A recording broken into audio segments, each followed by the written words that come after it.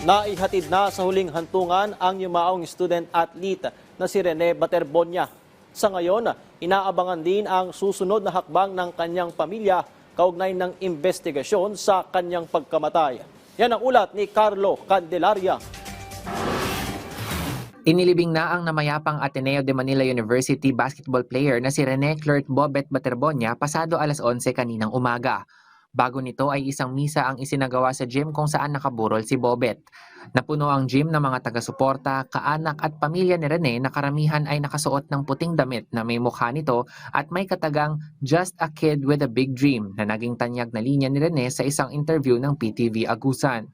Dumalo sa funeral mass ang mga teammate ni Rene at buong team ng Ateneo de Davao University.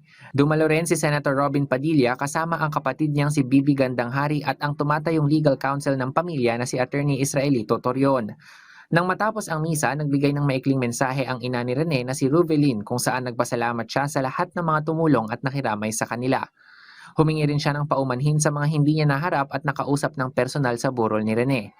Nang isinagawa na ang blessing ay hindi na napigilan ni Ginang Ruvelin ang kanyang emosyon na napayakap pa sa ataol ng kanyang anak.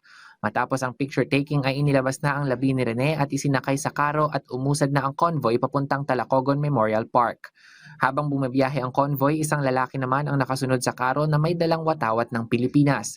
Sa gilid ng kalsada ay nakaabang din ang maraming residente upang makita ang pagdaan ng convoy. Sumama hanggang sa sementeryo ang mga tao mula sa gym na dumagdag sa mga nauna pang nag-aabang para masaksihan ang libing. At tila halos di matapos-tapos ang mga pagkilala kay Rene dahil sa mismong seremonya ng libing ay inihabol pa ng DepEd ang isang sertipikong kumikilala sa kagalingan nito sa nakaraang palarong pambansa at nagbigay rin ng sertipiko ng pagkilala ang Agusan del Sur Governors Cup kung saan dating naglaro si Rene. At sa huling pagkakataon na masilayan ng anak, dito na bumuhos ang matinding emosyon ng naulilang pamilya, lalong-lalo na si Ginang Ruvelin na hinimatay na rin. Matapos na maihimlay si Rene ay unti-unting nagsiuwian na ang mga tao pero nagpaiwan pa ang kanyang mga pamilya at kaanak at mga malalapit sa kanya.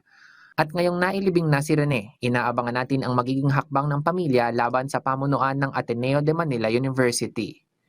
Mula sa ulat ni Alexis Cabardo ng PTV Agusan del Sur, Carlo Luis Candelaria para sa Bayan.